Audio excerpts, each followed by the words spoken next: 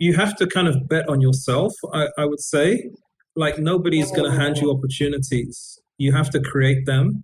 One of the things I've noticed about my kind of entrepreneurial life is that the people who win aren't necessarily the smartest or the best.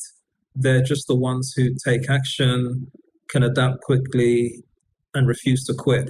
So I think perseverance and determination are real superpowers. Welcome to the Career Changemaker podcast, where we focus on owning your career journey and making impact through the work that you do. Whether you're looking to pivot, transition into leadership, or reimagine your career completely, this podcast is for you. We'll unpack career development strategies, leadership insights, and the mindset shifts needed to thrive in your career. Being a career changemaker means taking control and shaping your professional path with intention. I'm your host, lawyer turned career and leadership development specialist, Janine Esbrand. So if you're ready for candid conversations that are going to help you grow, keep listening.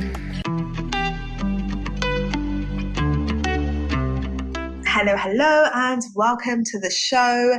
Today's episode is a good one. We are going to be diving into what it looks like to leave a conventional path and build a high impact business.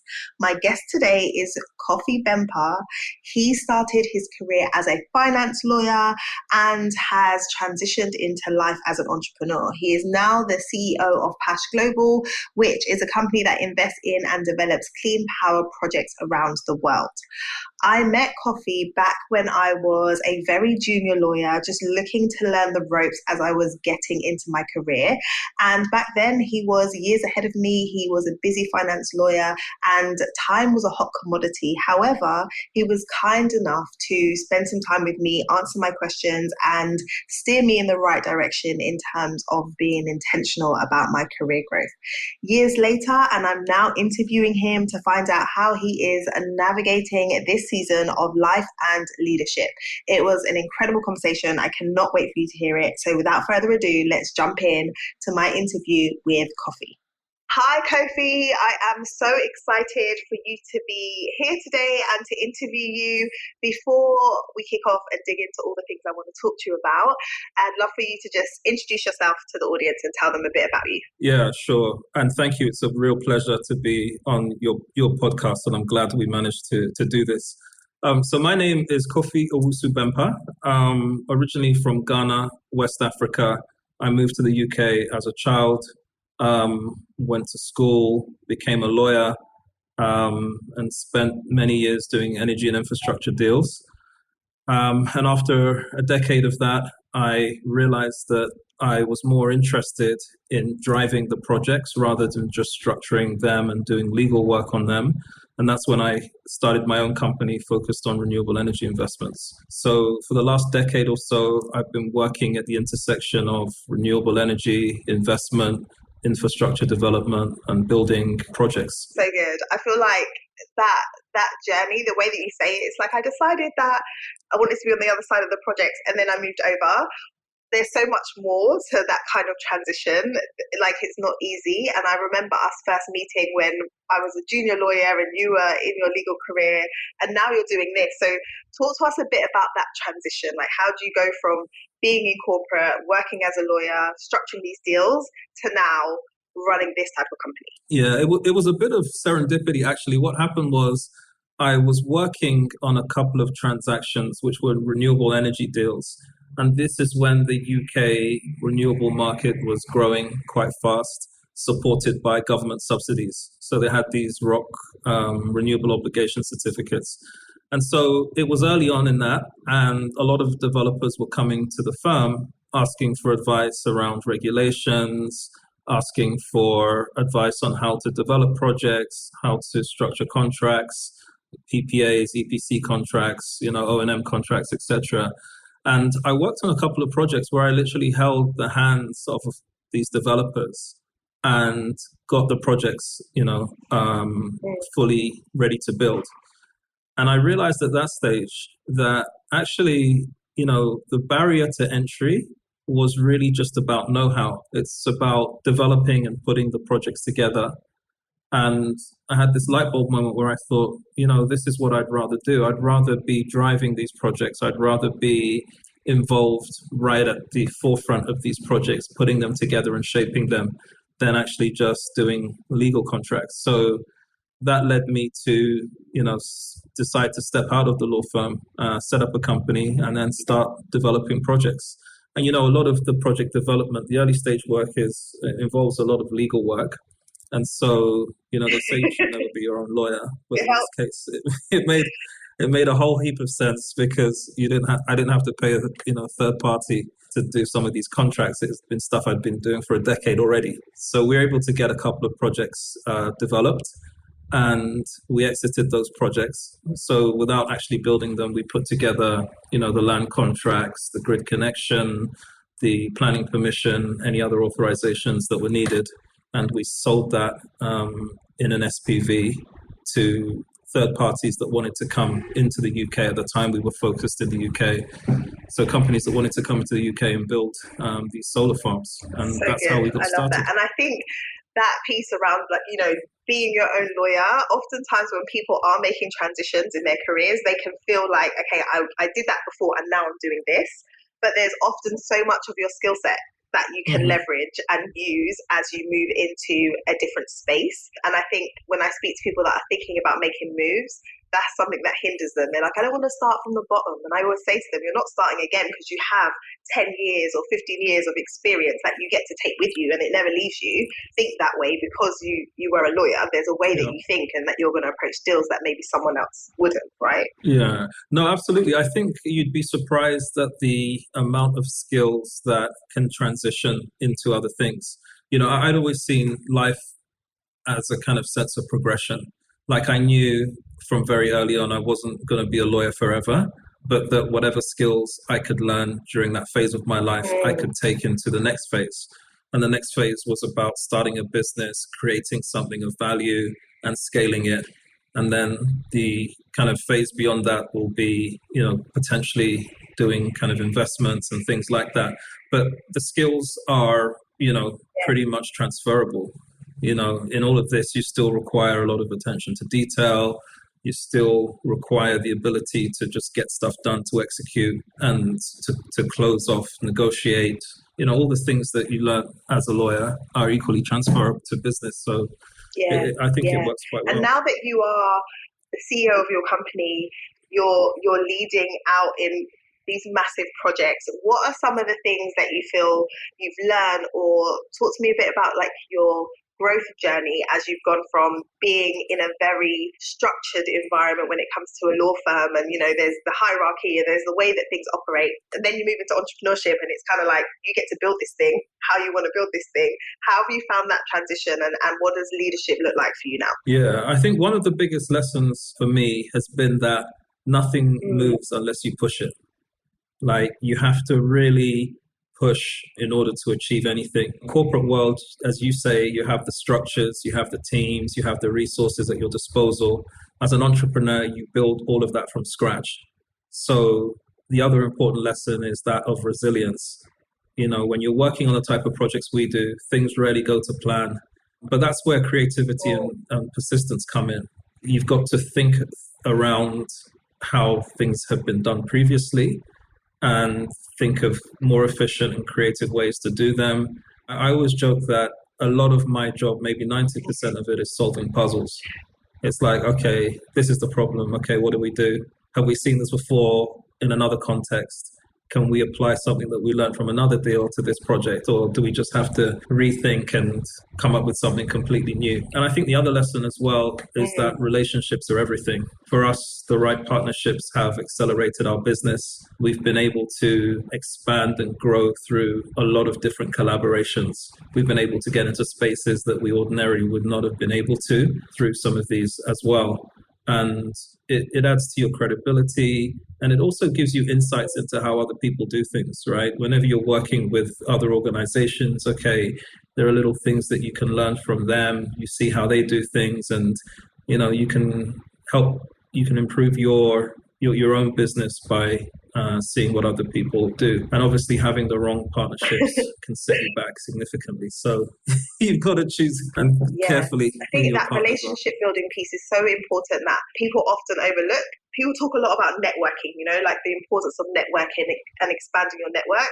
But for me, networking is really about building relationships, and relationships are the key. When you think about business, it's all about people, right? It's just what people are doing in different places in different ways. Yeah. And so if we can really think about how are we cultivating the relationships, who are we cultivating them with, that can get you ahead way quicker than just having your head down trying to work on things by yourself. Honestly, Janine, I wish I knew that 10 years ago. It's probably took me about 10 years to realize how intentional you have to be about the relationship piece of, the business. So what I mean by intentional is if you have a certain place that you want to get to with your business, whether it's, getting investment from a certain group of people, whether it's trying to emulate somebody else who's done it before, building those relationships takes time. And you can't wait until you want it before you start figuring out that you need to be talking to these people. You have to be kind of intentional and think about what the kind of journey looks like. And so you might have to think, okay, in 5 years' time, we want to be here. Who do we need to start talking to and who can help us on that journey? And it might take you 2, 3, 4 years to build a good enough and genuine enough relationship with the right people in order to do that thing that you had targeted. So I think it's a long-term game, but, similar to our industry, we've got to have I'm glad you said that horizon. about, 4 or 5 years, because I think people are short-sighted when it comes to what they need to be doing now for where they're trying to get to in the future, and things take time. So you can't just be like, oh yeah, I need this tomorrow, so I'm just going to call someone up that I don't really know and ask them for it. That's not going to work. And so you have to think about what is the give and take on the journey. No, absolutely. And I found that the best relationships are ones that grow over time, and you also get to the position where you're comfortable enough, hopefully, to just reach out to people when you need something, and they can also reach out to you when they need something. But it's quite hard to do that when you don't have the right relationship with a relevant person. You can't call up somebody you've met on one occasion and be like, hey, we're trying to do this thing, can you help us out? That's a very difficult ask. But if you have consistently met up, exchanged ideas, given each other insights and things, then it becomes much easier. It just, I can't remember where I heard it. I don't know if it was a book I was reading or something I was listening to, and they made the comparison between a bank account and the fact that if you have nothing in the bank account, you can't withdraw anything. And actually, you have to make a number of deposits before you get to the point where you can make a withdrawal. And to think about relationships in that way, what are you depositing into the relationship before you try and draw something out, as in get someone to do something for you. And I thought that was a really good way to think about it and frame it in your mind. It's about how can I be of service to others, because eventually when I need it, they'll be able to help me. That kind of thing. Yeah, I think that's such a good way to look at it. Often thought that, the type of relationships we want to build are relationships that are long-term relationships where we can also give as much as we get back. And so, we have a mantra at Pash, we always help out entrepreneurs because we know how hard it is. So when people contact us who are trying to build something or develop something, unless they're completely crazy or just not the type of people you want to be dealing with, we will always help them out. And we see that as a way of, learning something as well. But also, you never know where people are going to end up, right? That guy who was struggling along and you're kind of thinking this idea is crazy, may end up becoming, somebody incredible in future. And, that's when you might need them more than they need you. So I love that. I love that. So I was reading one of the articles on your website, which was you talking about kind of your journey into the work that you're doing now and talking about impact investing. And I was like, oh, I love that term. And not being in your world, I was like, I'm interested to know more. So I'd love for you to share, if anyone else is listening to this and they're like, impact investing, I haven't heard that terminology before. What does that actually mean? Could you share a little bit about that and why you're so passionate about this type of work? If you've been working towards your career goals and you're feeling like things are not moving as quickly as you want them to, I'm here to tell you that working harder isn't the answer. Getting seen is. If working hard was the key to career success, you'd already be where you want to be. But the truth is, opportunities don't just come from effort, they come from visibility. You don't need to do more to get ahead. You need to be seen, heard, and recognized for what you are already bringing to the table. And that's exactly what I help my clients to achieve in my one-to-one career strategy and executive coaching program. If you're ready to get recognized as a thought leader in your industry, attract more career boosting opportunities without adding more to your plate, and leverage things like podcasting, speaking, or creating content to build a powerful door opening personal brand, then let's create a plan to amplify your presence and position you for those bigger, better opportunities. And let's do it in a way that is aligned with your strengths, your personality, and ultimately who you are. If that sounds good to you, book a fitting call with me today. Head over to careerchangemakers.com/call and let's talk about how we can get you noticed and help you accelerate your success without doing more hard work.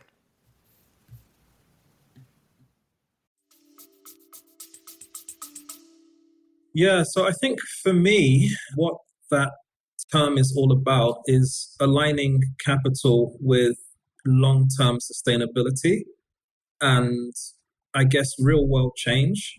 So on the one hand, you're thinking about financial returns, and apart from that, on the other hand, you're thinking about, measurable social and environmental benefits. Yeah.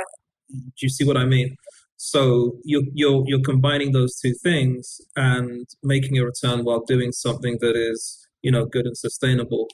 And I think what really inspired me was just seeing the gap between capital and opportunity, especially in emerging markets. So we work in Africa and Latin America. Africa has had, I think in the last year, less than 1% of global investments in renewables have gone into, Africa. So there's an immense opportunity and potential to build infrastructure that improves people's lives while generating a strong return. But, it requires a certain type of mindset, I would say, one that kind of values purpose as well as the financial side. So I think that's what led me to think about moving into emerging markets. I mentioned earlier that we had started in the UK and pivoted just because I felt like there were lots of people doing what we were doing, but in places like Africa, Latin America, we could have more impact with our projects. And that's amazing, turned out to be the case. And when you are kind of, I guess, paving the way or doing things differently in a different region, there's opportunity, but then there's also challenges, right? So like how as a leader, a company that's saying, look, we're going to do this and we're doing this in this space, like what are some of the challenges that you face when you're doing something new, right? Which is amazing, but there's also, it's new. Yeah, in this industry, there are so many challenges. I don't even know where to start, to be honest. I guess one of the big challenges is regulation. Energy transition, which essentially is what we're doing, requires governments to move quickly. But often in the jurisdictions we work in, we see that the policy and regulatory frameworks lag behind. And that gives a lot of uncertainty to developers like us and investors like and have confidence in certainty. So that's one thing that we've had to face. And how we get through that is sometimes helping to develop some of these regulatory frameworks or having inputs into, bills that are going through Parliament and that type of thing. I think the other thing is the capital deployment is probably quite a major challenge as well, because there seems to be a lot of capital out there which is looking for the type of projects we do, but the challenge is structuring the deals in a way that meets investor expectations while kind of figuring out the projects on the ground. So there's the on-ground reality and there's the investor expectation, and somehow you're trying to marry those two, which is quite a challenge because, there are ways that things are done locally, the way that people expect things to be or projects to advance locally, and then the way investors expect things to be done. So I think that's if you can figure that out and then present something very credible, that's how you normally kind of get deals over the line, but it's really, really challenging. And then I would say also the supply chain is a hurdle at times. During COVID, there was a really big issue with supply chains from China, and that slowed down some of the projects and also meant that prices had to be revised as well. So that's a challenge. And I would say the last one is, maybe talent as well, just finding access to skilled people who can really deliver and perform. And when you're thinking about the people side of it, is it that the challenge is that there aren't enough people that have the right skill set, or is it that they have the skill set but they need help to kind of get it up to the level at which you would need it to be? Yeah, I think it's interesting because when you think about the type of industry this is and the type of work that we do, it requires a lot of different skills which come from other sectors and other industries. So you have commercial, you have legal, you have financial modeling, you have procurement, you have technical. So it's not like you can take somebody straight out of university and say, hey, you're going to be a renewable energy developer. Like that path doesn't really exist. People come to it from other disciplines. And so quite often they have to get experience in organizations that kind of do similar work. And they might have a particular slant to what they do. So they may be a financial modeling person who is experiencing modeling deals or projects at a large organization, and then they move along their career path. But because it's, an industry that is relatively new, it's just quite hard to find the talent. And then you'll find that a lot of the big organizations, take a lot of the talent. We had situations where we have hired people, out of university, trained them, and then 3 or 4 years later, they go to Shell or BP because, they come in and offer them, fantastic packages. So that's the type of thing. It's, and then on the ground as well, what we are trying to do is always train up local talent. And so just finding people who are keen, eager, quick on the uptake, and just training them and trying to get them into the industry as well. So I think the talent is a big I think sometimes it's helping people to understand the context. So we've done some work with companies in Africa, and they have brilliant talent that come from different backgrounds, and sometimes the talent struggles to really see the bigger picture, to understand how their little bit fits in with what is happening and what the strategic goals are. And I think particularly when a company is growing quickly, things are always changing and shifting. So helping the talent to kind of keep track of what are we doing now and where are we going now and how does that impact what I'm supposed to be doing is a challenge, but you can overcome it. But there's ultimately, it's important to make sure that people understand how what they're doing fits in, so that they have buy-in to where everybody is going.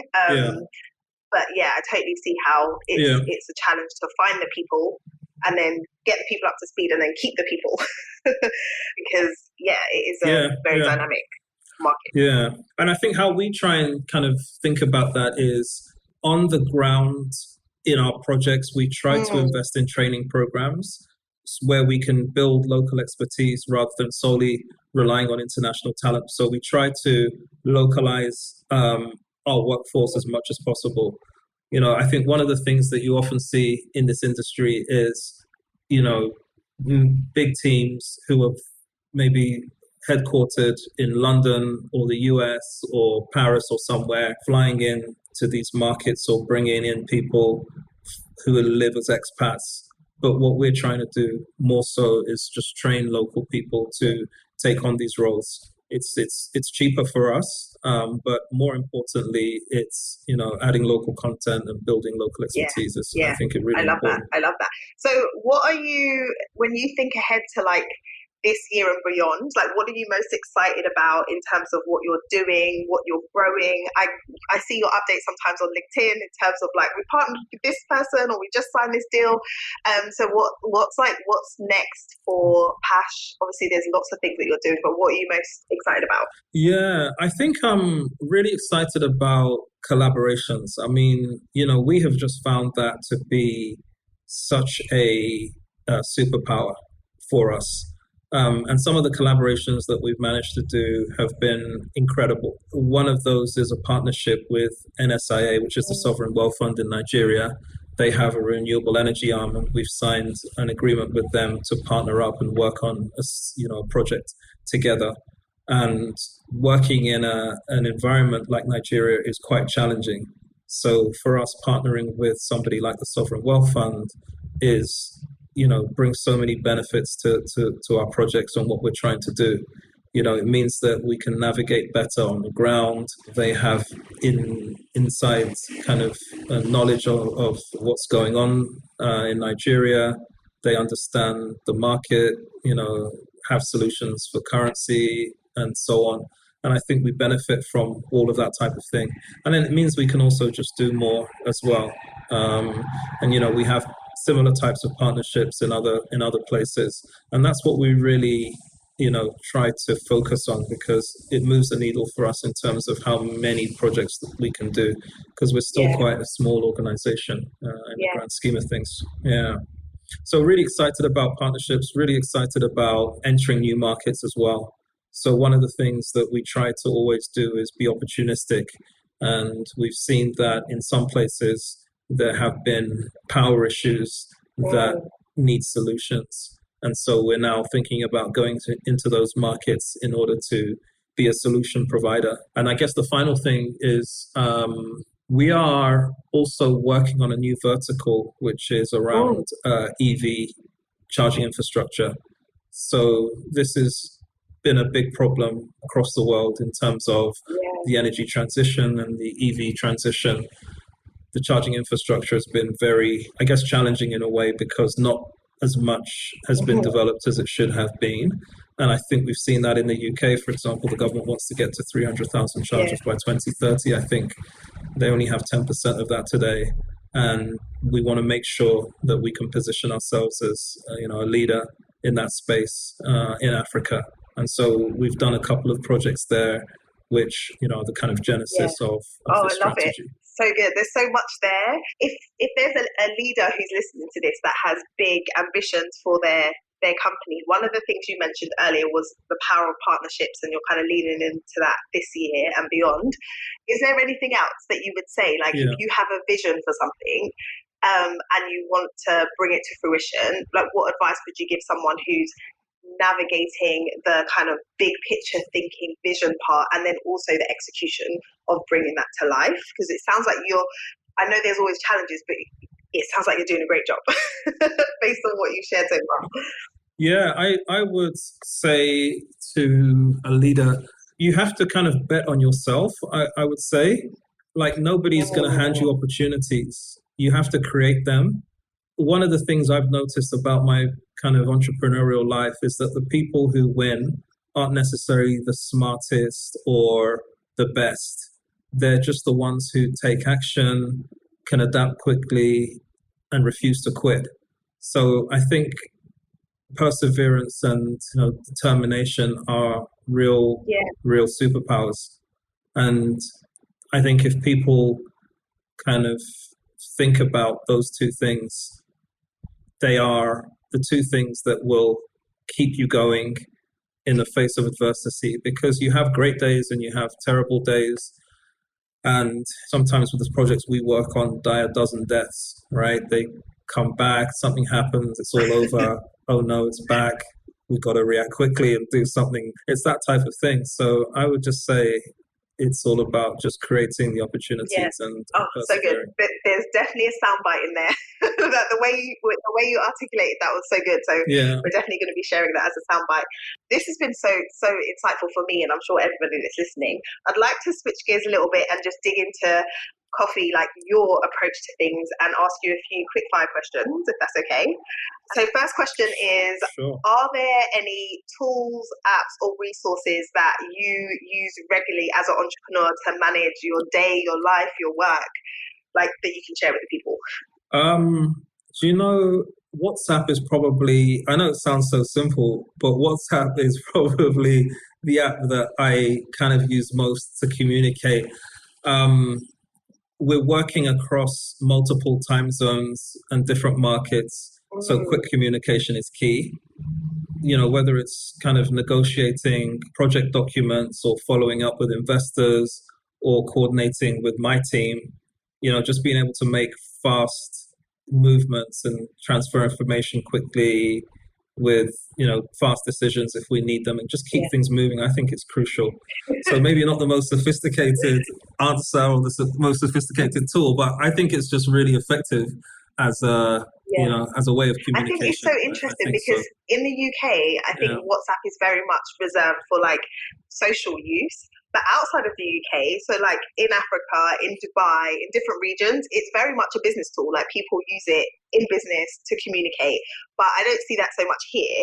But I'm like, why not? It makes so much sense because it's just easy. Yeah, it's easy. I mean, you can video call on it. If you want to see somebody in real time, you can jump on. You can send attachments, documents, you know, you can leave voice notes, video notes. Like, it just works really well. It just means that you're always able to reach somebody quite easily, you know? So I like that a lot as an app. I do as well. I use it a lot. Okay, so how do you go about unwinding? Because if it, you know, there's life can be moving at such a fast pace. So are there particular things that you do when you're stressed or just generally just to have downtime? What's the way that you like to unwind? Yeah, that's an easy one for me. Spending time with my kids, especially playing sports with them, is a really great way to disconnect from work and just focus on something that brings me joy, I guess. Yeah, there's just something about being with the kids that means you've got to focus your attention on them and nothing else.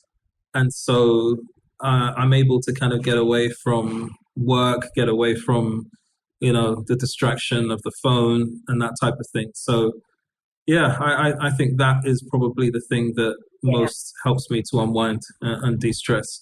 So most weekends you'll see me kind of running around to different kids' activities and getting involved in How old are your kids? Stuff like that. So I have a 9-year-old. Oh, okay. I have a 9-year-old and a 7-year-old as well. We stopped at 2. So yeah, I know exactly how it is in terms of their activities. They've got better social lives than I do. Like always going to parties and events. I'm like, where's my invitations? Getting invitations.